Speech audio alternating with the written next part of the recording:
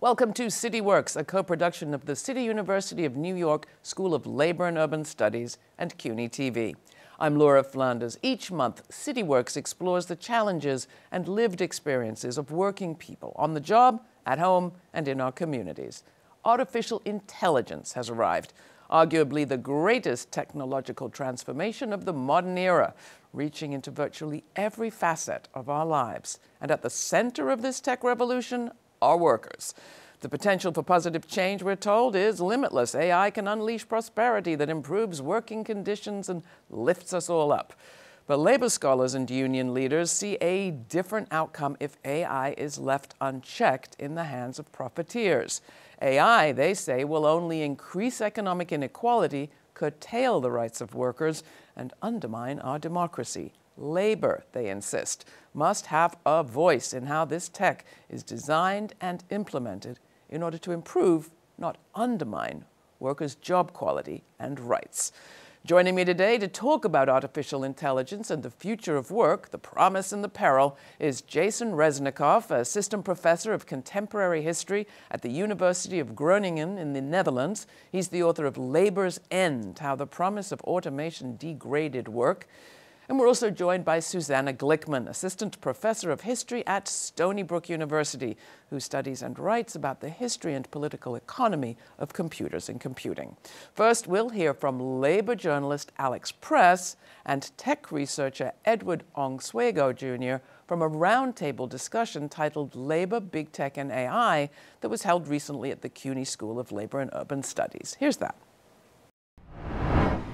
When we talk about artificial intelligence, we're usually conflating wildly different things. We're confusing systems that are automated systems that are used to predict things, to take data that's been generated in the past and make some decision about it, maybe to decide whether to grant someone bail, whether to, what insurance rates you should be charged on your vehicle, on your health care, to decide whether or not you're committing welfare fraud, to decide, whether or not someone should be flagged for a secondary search and some security screening, right?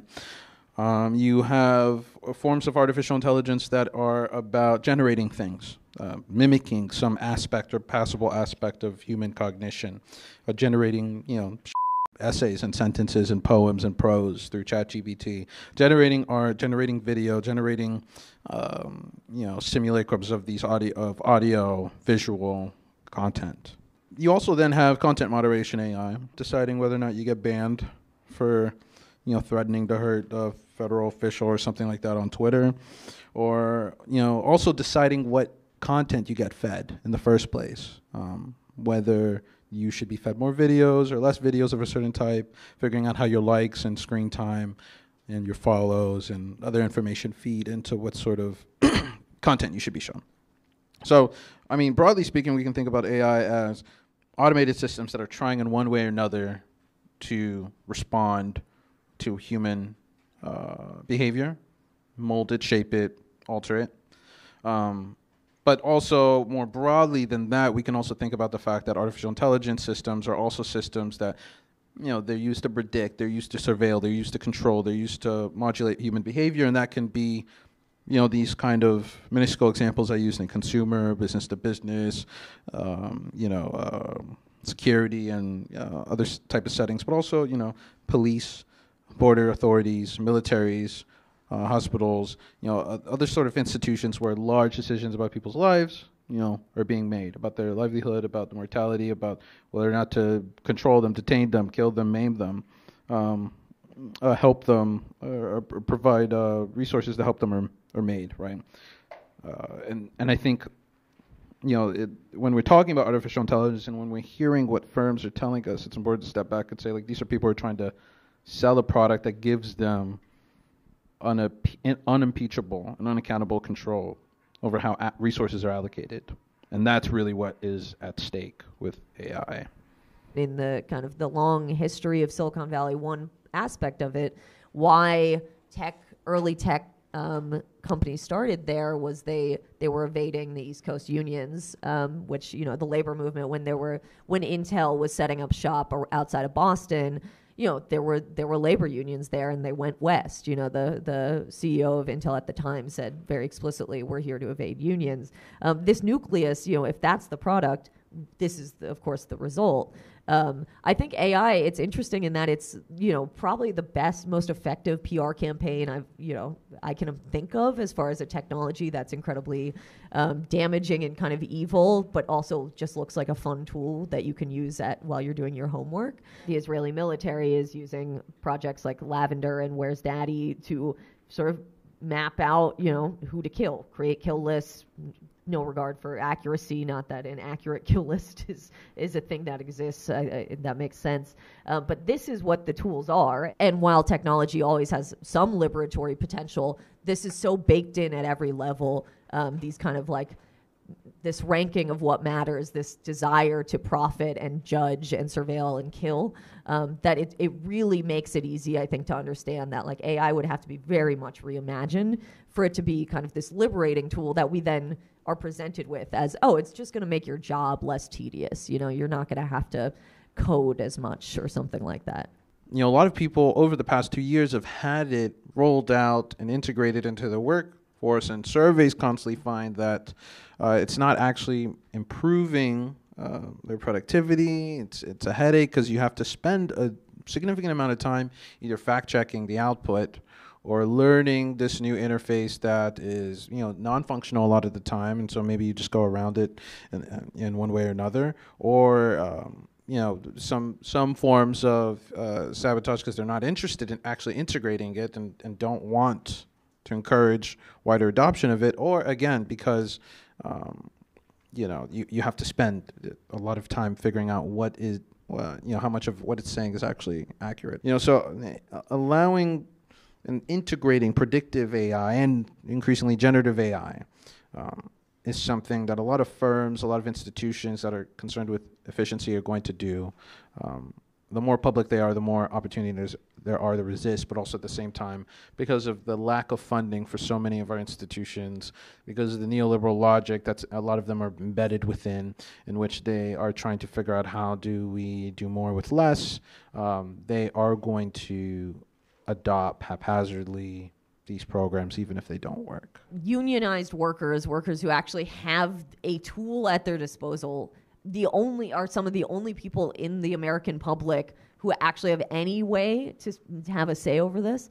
At the same time, this is technology that is being rolled out at incredible speed at a time of like just a historic disorganization among the American working class, weakness in the American labor movement. The vast majority of workers are not in a union, right? And they're sort of reliant on the very small number of workers who are union members to sort of be doing something on their behalf, basically, by trying to stop this.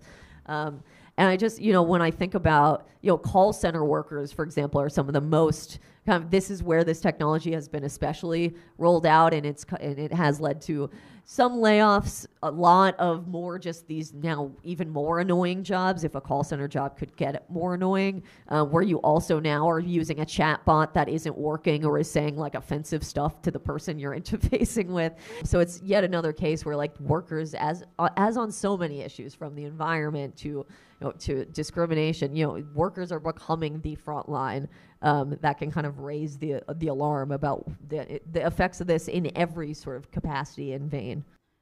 So much of this also comes out of the idea that people think or believe that if you just know more information about a person, you can figure out what to do next. If you're a business, right? Figure out what to sell them next, figure out what to put in front of them next.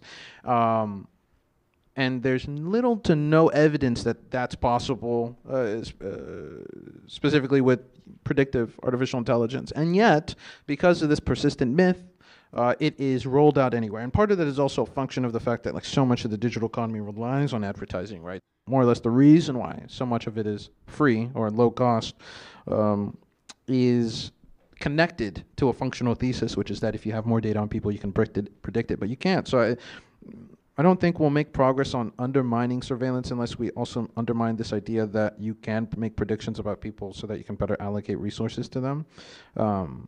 But once we do that and start funding and staffing some of these regulatory agencies, that can be like a basic first step. I think the further routes, imagining alternative AI, total ban of surveillance, freezing most other forms of artificial intelligence, and their integration into public institutions will take as part of a larger conversation about what we want to do with technology. And do we just want it to be optimizing and making us more efficient?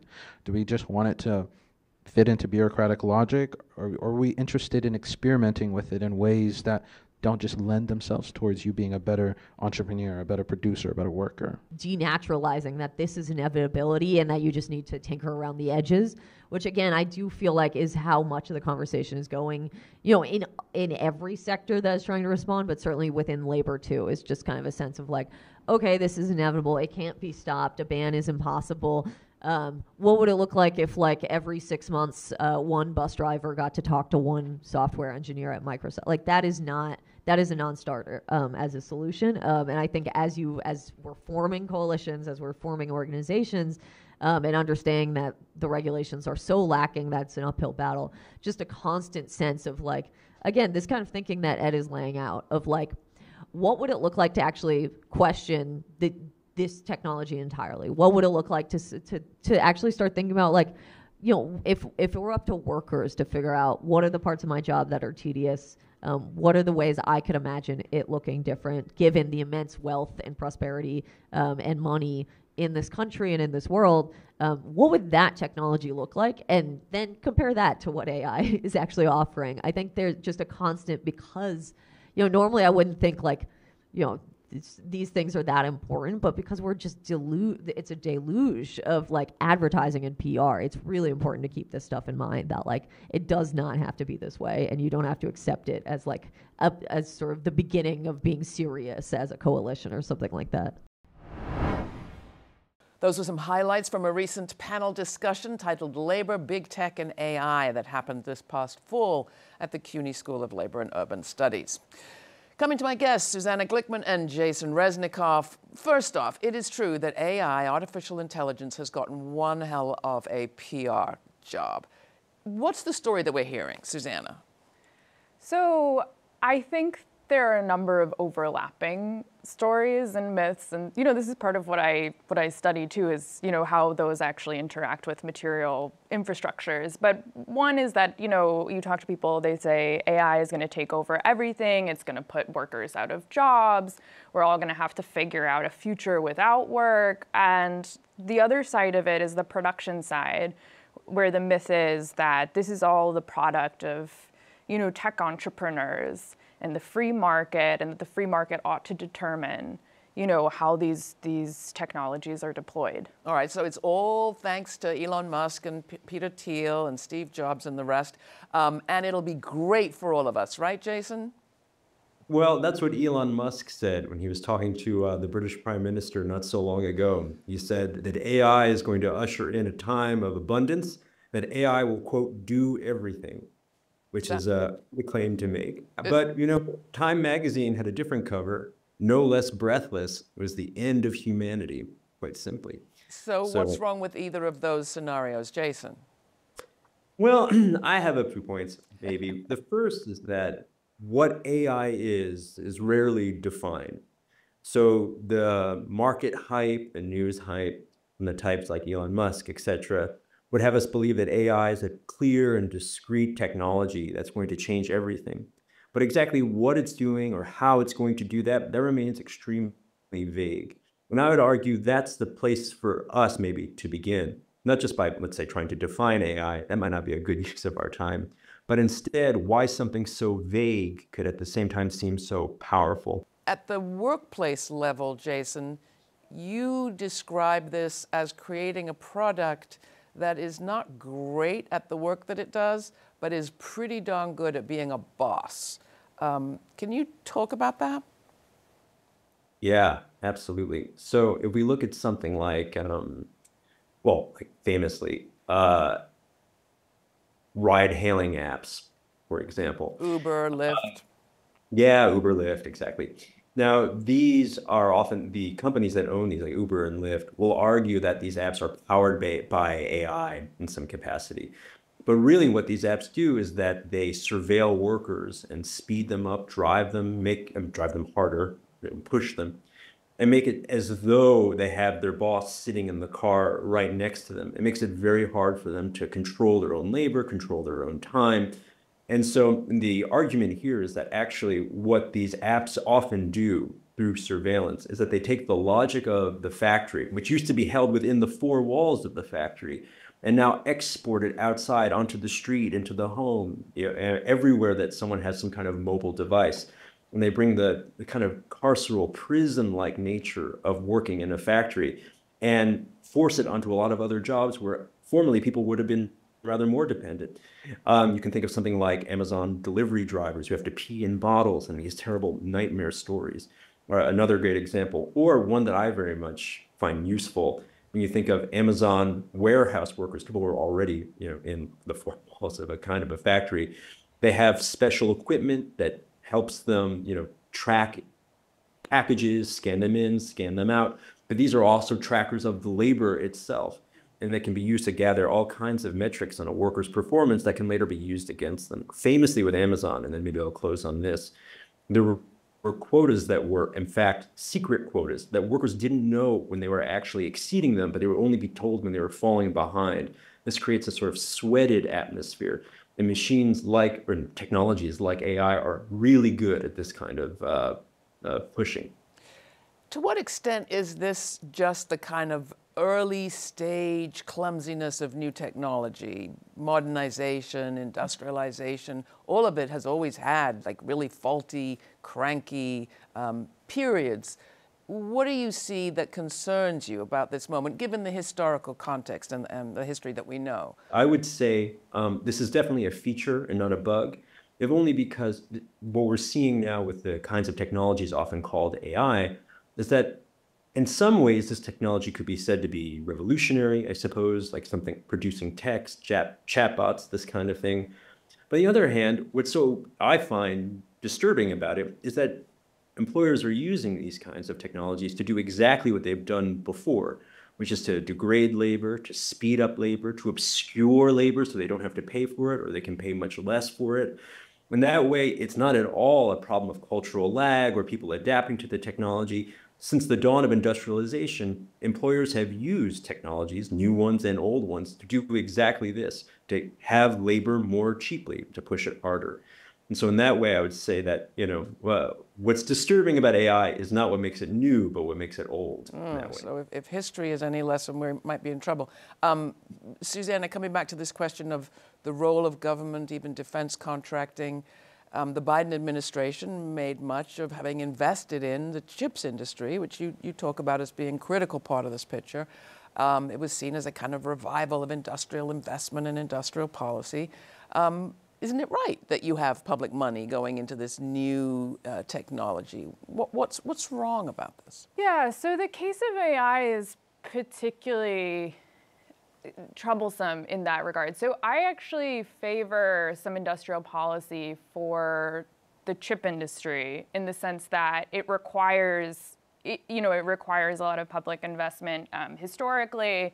But so long as workers and communities are benefiting. There were all these promises with chips that it would benefit labor, that it would benefit local communities, that there'd be profit sharing, that there'd be reinvestment, that the environmental concerns would be taken into account. And chips being the act that was passed, yeah. Right, yeah.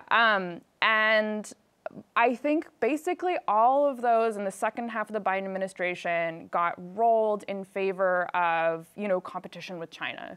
There were lots of promises made that should have been kept that frankly weren't, and it means that the industrial policy will be much less effective than otherwise. What we get is, this state that de-risks for private industry. It's even worse in AI because the benefits of public investment would flow to just a few companies. The sector is super monopolized, and it's been getting increasingly monopolized. It has this warping effect on other industries. For instance, semiconductors, right? As cloud companies like Amazon, Microsoft, and Google, they own the data centers. They'd like to have control over the chips, so they're producing special purpose AI chips, and they would like to also control the AI. So there's this vertical integration happening that increases the power of increasingly unaccountable tech elites, but it also warps other areas. Like this has historically happened where Bill Gates had a lot of say over education policy. Now, why would we want that? I don't know.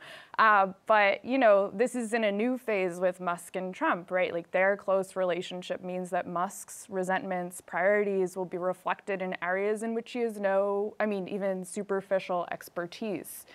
The other question I wonder about is, why is the government, why are public authorities so excited to welcome these kinds of technologies?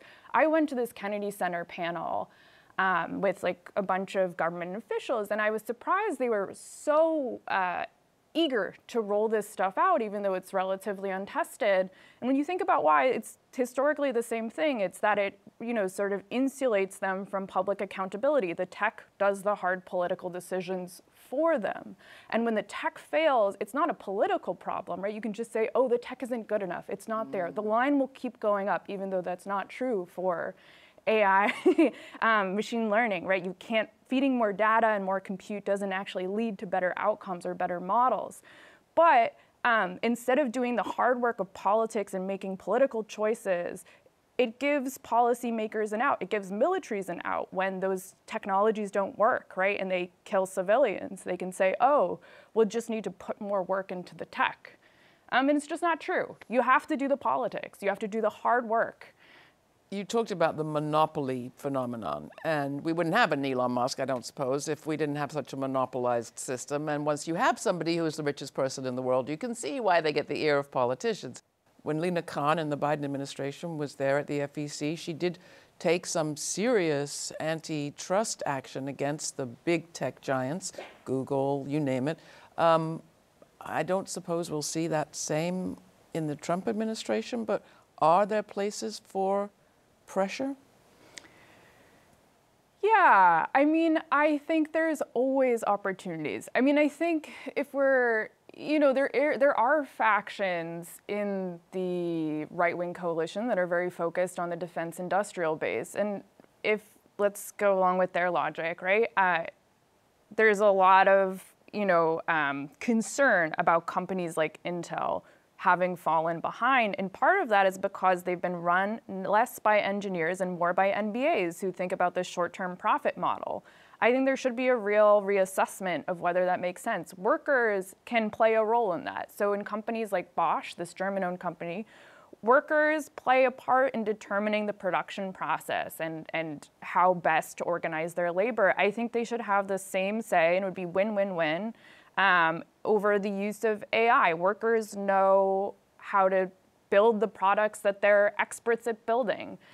We shouldn't just export this, we shouldn't let our companies be run, in sort of this neoliberal model of like maximizing shareholder value. If we really care about producing things, and the right wing really cares about producing better submarines and competing with China, and I think that's kind of scary in some senses, but if they really care about that, there is going to have to be an overhaul in the financialization of these, companies. You have to focus on production, and workers know how to produce things. There are the workers, there's also the consumer, and the consumer concerns in this area, Jason, are not just around the price of the product or the glitchiness of the product, but we see in the right to repair movement, for example, the right to actually tinkle with the product or fix it yourself and not have all the mechanics, as it were, although it's not mechanics anymore, but all the internal guts, the operation of the machine be behind some kind of non-transparent, privatized ownership wall. Do you see a potential for any kind of broader coalitions beyond trade unions to take on some of these questions? I do. And it would be a tricky kind of coalition to build, but I think it would actually be extremely beneficial to the labor movement in general and for workers more broadly, which is to say that what a lot of these systems actually do is that they obscure labor that has been outsourced or moved to other places. That can be moved to other places outside of a workplace, but also outside of the country. And so oftentimes when you actually get behind or get in the black box of something that's called AI, you will find a very poorly paid worker somewhere else in the world, whether it's in the Philippines or in Madagascar. And so asking workers to, unite across the world, people have asked for this before and it hasn't worked. But now it's more urgent than ever when it's become, with these systems, increasingly easy to outsource jobs almost secretly, almost under shadow of night. Beforehand, in the 90s, you had to actually take the factory apart, right? And you had to ship it to China. Now you can install a system and you can have one fast food worker in California actually competing with another worker in the Philippines who's taking the order. And I mean, this is actually a famous case. There was a company called Presto Automation that said that their machine was taking the orders in a drive-through, and actually several drive-throughs, mostly in California, but it was actually Filipino workers who were basically on the phone taking it, sending it to the kitchen. So that's an example where if workers really want to be able to fight AI and fight what it means, it will require transnational networks of working in solidarity with one another. All right, I think it has a ring to it. Workers of the world unite. I've heard that somewhere. We'll try it again in the 21st century. Thank you, Jason Resnikoff and Susanna Glickman. Wonderful speaking with you both. That's it for CityWorks this time. If you have comments or questions, write to us at cityworks@slu.cuny.edu. And be sure to download the new CUNY TV app. It's AI, perhaps, but you can watch the show anytime and all of CUNY TV's programming. For CityWorks, I'm Laura Flanders. Thanks for watching.